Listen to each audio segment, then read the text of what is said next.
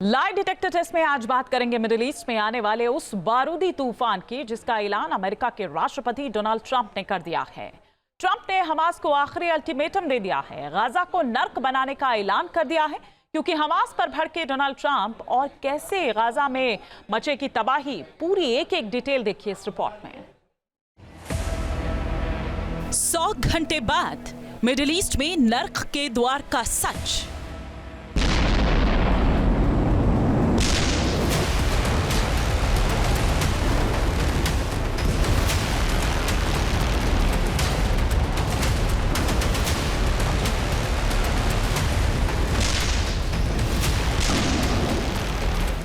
Middle east में मचने वाला है कोहराम।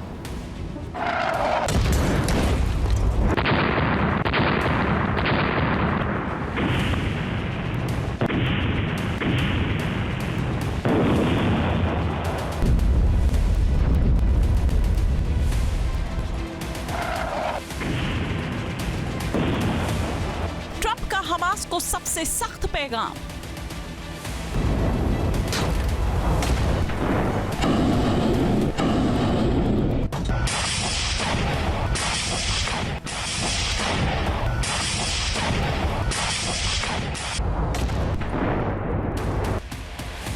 क्या 100 घंटे बाद गाजा में मचेगा त्राहिमाम?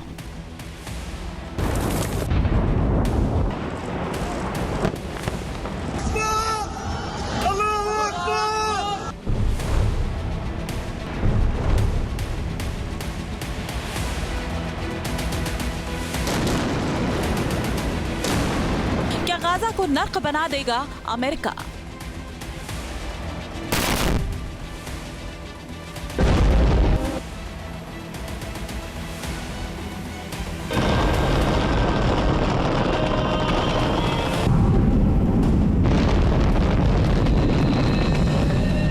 गाजा जंग में इजराइल और हमास के बीच सीज फायर है, लेकिन इस सीज फायर के बीच हमास ने ऐसी हिमाकत कर दी कि अमेरिकी राष्ट्रपति डोनाल्ड ट्रंप का पारा हाई हो गया।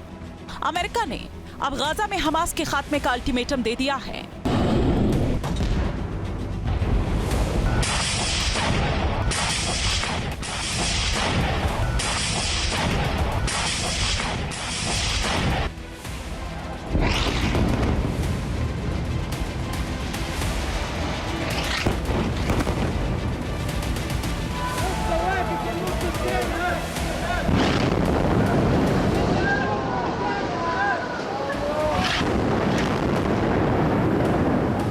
अमेरिकी राष्ट्रपति ट्रंप ने जो बयान दिया है उससे मिडिल ईस्ट में खलबली मच गई है, क्योंकि ट्रंप ने पहली बार साफ साफ ऐलान कर दिया कि अब वो गाजा को नर्क बना देंगे, हमास को नेस्तनाबूद कर देंगे।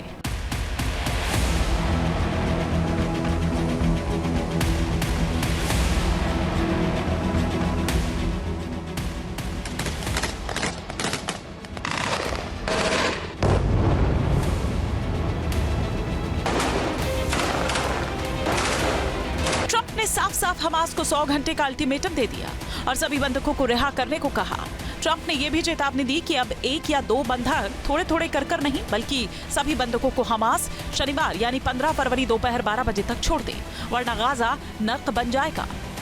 ट्रंप का गुस्सा इसलिए भड़का है क्योंकि हमास ने 10 फरवरी को अचानक ऐलान किया कि वो बाकी बचे जो बंधक हैं उनको रिहा नहीं करेगा। हमास ने बंधकों को छोड़ने की डील को स्थगित कर दिया, साथ ही इजराइल पर बंधक युद्ध विराम समझौते का उल्लंघन करने का आरोप लगाया और इसकी वजह दूसरे चरण की जो डील है उसके लिए इजराइल की तरफ से कतर में वार्ताकार नहीं भेजना माना है।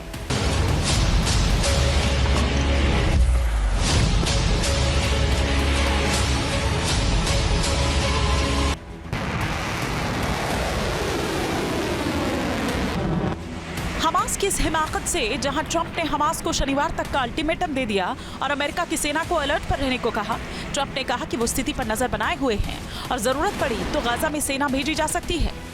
वहीं हमास के बंधकों को नहीं छोड़ने के फैसले पर इजरायली पीएम बेंजामिन नेतन्याहू भी भड़क गए। नेतन्याहू ने फौरन ही सिक्योरिटी कैबिनेट की मीटिंग बुलाई और रक्षा मंत्री कैट्स को सेना को हाई अलर्ट पर रखने का निर्देश दे दिया। नेतन्याहू ने इजरायली संसद में ऐलान किया कि उनका एक ही मकसद है, हमास का खात्मा और सभी बंधकों को घर वापस लाना। गाजा अब कभी इजराइल के लिए खतरा नहीं बन पाएगा।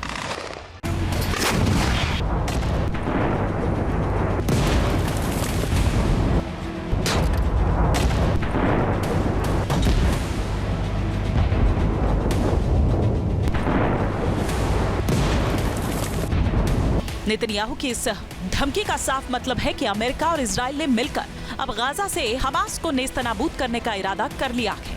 गाजा को तबाह करके उस पर कब्जा करने का प्लान बना लिया है। क्योंकि 4 फरवरी को वॉशिंगटन में नेतन्याहू और ट्रंप में मुलाकात हुई थी, जहां ट्रंप ने नेतन्याहू के सामने ही प्रेस कॉन्फ्रेंस में यह ऐलान किया था कि अमेरिका गाजा पर कब्जा कर लेगा और उसे रिजॉर्ट सिटी बनाएगा। गाजा में रहने वाले लोगों को दूसरी जगह शिफ्ट किया जाएगा।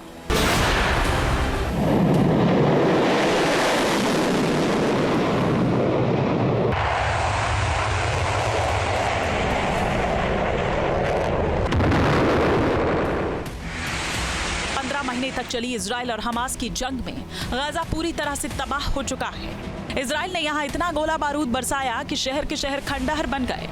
जहां तक नजर जाती है वहां इमारतों और मकानों के मलबों के ढेर चारों तरफ बिखरे हुए हैं।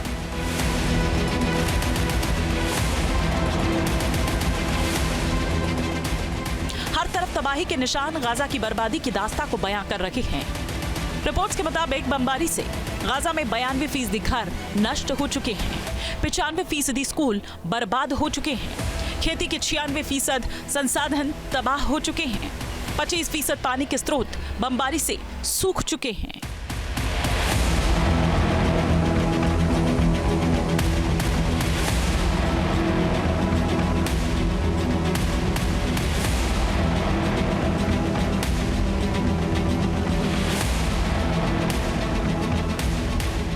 मगर गाजा में हमास ने सुरंगों का ऐसा जाल बिछाया हुआ है कि अभी तक इजराइल सभी सुरंगों को तबाह नहीं कर पाया।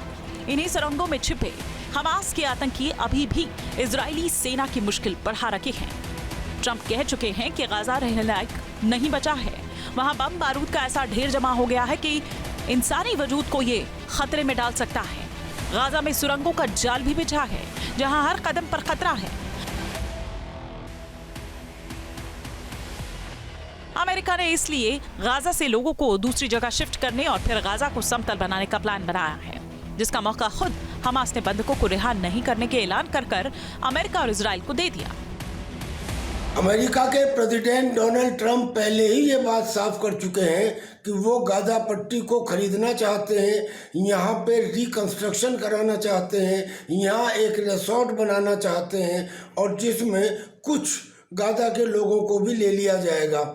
और उन्होंने ये चेतावनी दी है कि अगर 15 फरवरी की रात को 12 बजे तक हमास ने सारे बंदियों को नहीं छोड़ा तो वो यहाँ की लाइफ को नर्क बना देंगे। यानी कि बहुत मुमकिन है कि वो इजराइल के द्वारा गाजा पट्टी में सीज फायर तोड़वा दिया जाए और फिर दोबारा वहाँ पर आक्रमण किया जाए।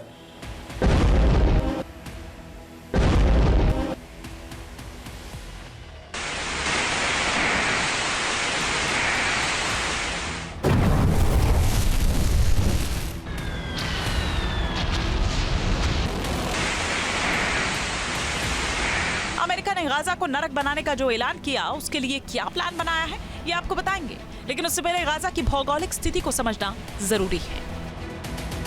गाजा भूमध्य सागर से सटा 41 किलोमीटर लंबा और 10 किलोमीटर चौड़ा इलाका है। इसका बॉर्डर इजराइल और मिस्र से सटा है।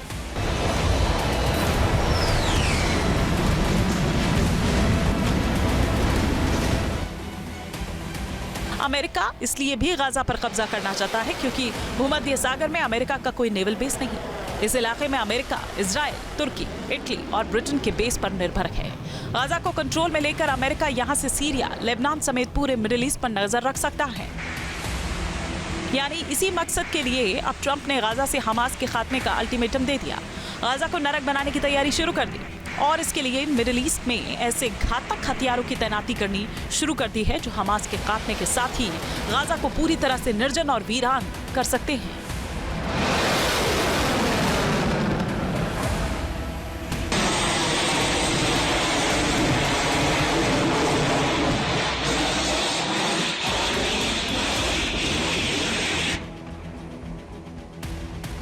भूमध्य सागर में पहले ही अमेरिका की जंगी जहाजों ने मोर्चा तैयार किया हुआ है। इस इलाके में अमेरिका का USS Harry S Trueman carrier strike group मौजूद है। एयरक्राफ्ट कैरियर पर F-18 सुपर हार्नेट समेत 90 एयरक्राफ्ट तैनात हैं, जो विनाशक बम और मिसाइलों से लैस हैं। अमेरिका ने इस इलाके में 4 डिस्ट्रॉयर शिप और एक क्रूजर शिप भी तैनात किया हुआ है। जिसमें USS Gettysburg, USS Stout, USS Jason Dunham, USS the Sullivans और यूएसएस ऑस्कर ऑस्टिन भी शामिल हैं। वॉरशिप के साथ ही मिडिल ईस्ट में अमेरिका ने अपने F-15 और F-16 फाइटर जेट को अलग-अलग एयरबेस पर तैनात कर रखा है। लेकिन गाजा में हमास को खत्म करने के लिए जो नया हथियार अमेरिका ने मिडिल ईस्ट में भेजने की तैयारी की है, उससे सबसे ज्यादा दहशत है। जो रिपोर्ट्स है उसके मुताबिक इजराइल को अमेरिका मदर ऑफ ऑल बम देने जा रहा है।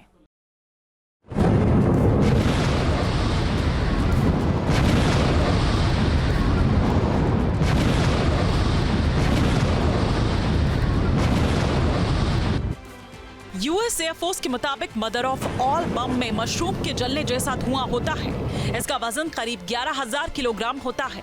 इस बम की लंबाई 20 फीट होती है और जब आसमान से इस बम को गिराया जाता है तो ये 200 फीट जमीन के अंदर तक जाकर तबाही मचाता है।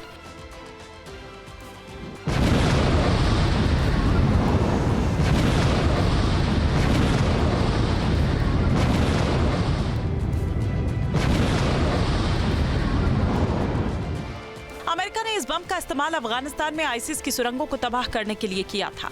साल 2017 में ट्रंप ने ही मदर ऑफ ऑल बम को दागने की परमिशन दी थी।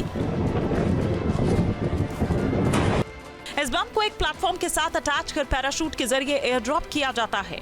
कुछ देर बाद इससे जुड़ी दोनों ही चीजें बम से अलग हो जाती है। इसके धमाके से 11 टन TNT के बराबर ऊर्जा निकलती है। इस बम को GPS के जरिए अपने टारगेट को हिट करने के लिए भेजा जा सकता है। ये एक पेनिट्रेटर वेपन नहीं है, बल्कि एक एयर बर्स्ट बम है। इसका अर्थ है कि ये जमीन में घुसकर नहीं फटता, बल्कि धरती से कुछ ऊपर धमाका करता है। लेकिन इस बम को इस्तेमाल करने के लिए खास किस्म के लड़ाकू विमान की जरूरत होती है। सभी विमानों से इस बम को नहीं गिराया जा सकता, क्योंकि ये बम काफी वजनी होता है।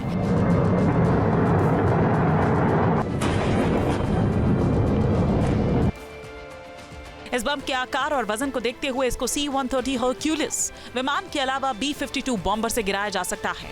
इसके अलावा इस बम को MC-130E कॉम्बैट टैलन 1 और दूसरा MC-130H कॉम्बैट टैलन 2 से भी डिलीवर किया जा सकता है।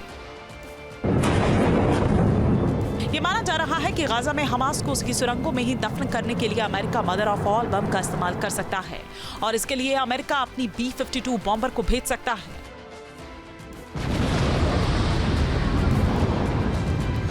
मदर ऑफ ऑल बम दुनिया का सबसे ज्यादा खतरनाक बम है, जिसका वजन ही 11 टन है। अब वो इस बम को इजराइल को दे रहा है और गाजा को धमकी दी है कि 15 फरवरी तक वो बंदियों को रिहा कर दे। यानी इजराइल इसका इस्तेमाल गाजा में कर सकता है और हिजबुल्लाह के साथ भी कर सकता है, ईरान के साथ भी कर सकता है। अगर गाजा में करता है तो गाजा में डेंसिटी ऑफ पॉपुलेशन सबसे ज़्यादा है और ये बम जहाँ गिरता है वहाँ 1.5 किलोमीटर के रेडियस में कुछ भी नहीं बचता। यानी कि जो डिवास्टेशन होगा वो अकल्पनीय होगा। बहुत मुमकिन है कि इस डर में हमास इजराइल के बंदियों को रिहा कर दे। अमेरिका का B-52 बॉम्बर बेहद विनाशकारी होता है। ये किसी भी इलाके को कब्रिस्तान में तब्दील कर सकता है। इस विमान में 6 इंजन लगे हैं और एक बार में 32,000 किलोग्राम हथियार ले जा सकता है। अमेरिका ने गाजा को नरक बनाने का जो ऐलान किया है, उसके लिए इजराइल को भी कई घातक हथियार दिए गए हैं। गाजा जंग के दौरान भी इन हथियारों की ताकत दिखा चुका है, गाजा को खंडर बना चुका है। और आइए अब बात करते हैं गाजा को नर्क बनाने वाले हथियारों की। आखिर कौन कौन से वो हथियार हैं, वो सिलसिलेवार तरीके से हम आपको बताते हैं। सबसे पहले हम यहाँ पर बात करते हैं अमेरिका की कि वो कौन कौन से घातक हथियार उसके पास है। तो वो है B-52 बॉम्बर। इसके अलावा अगर हम बात करें तो B-1B बॉम्बर भी अमेरिका के पास है। साथ ही साथ B-2 बॉम्बर की अगर बात करें तो वो भी अमेरिका के पास है। मदर ऑफ ऑल बम जिसका जिक्र बार बार किया जा रहा है और हमारी इस रिपोर्ट में भी आप देख रहे हैं, वो है mother of all bomb, GBU 57 बम, जो गाजा को एकदम खाक कर सकते हैं, नर्क बना सकते हैं। अब हम बात करते हैं इजराइल की। तो इजराइल के पास है F-151 रैम्स फाइटर जेट हैं जो गाजा को नर्क बना सकते हैं। इसके अलावा F-16 जो कि सूफा फाइटर जेट है, वो भी गाजा को किस तरह से नेस्तनाबूद कर सकते हैं। F-35 अडीर फाइटर जेट की बात करें तो वो इजराइल के पास है। इसके अलावा मार्क 84 बम की अगर बात करें तो वो इजराइल के पास है। तो ये वो तमाम हथियार हैं, ये वो तमाम बम हैं। GBU 28 बम की अगर बात करें तो वो भी इजराइल के खाते में हैं, जो गाजा को तबाह कर सकते हैं, नर्क बना सकते हैं।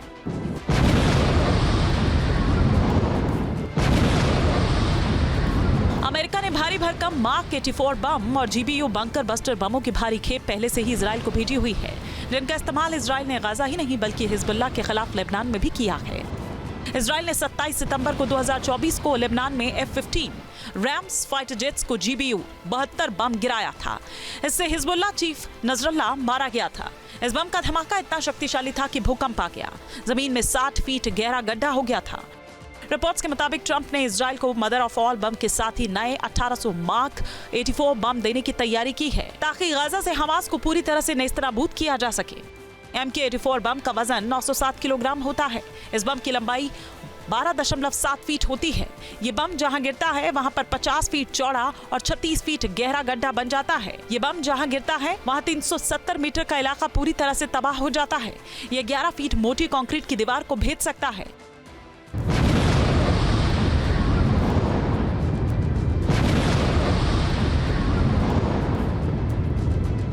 यानी साफ है कि मिडिल ईस्ट में अगले 100 घंटे बेहद अहम होने वाले हैं, क्योंकि एक तरफ ट्रंप ने हमास को 15 फरवरी तक का अल्टीमेटम दे दिया है, वहीं दूसरी तरफ इजराइल ने अपनी आर्मी और एयरफोर्स को हमले के लिए तैयार रहने को कहा है।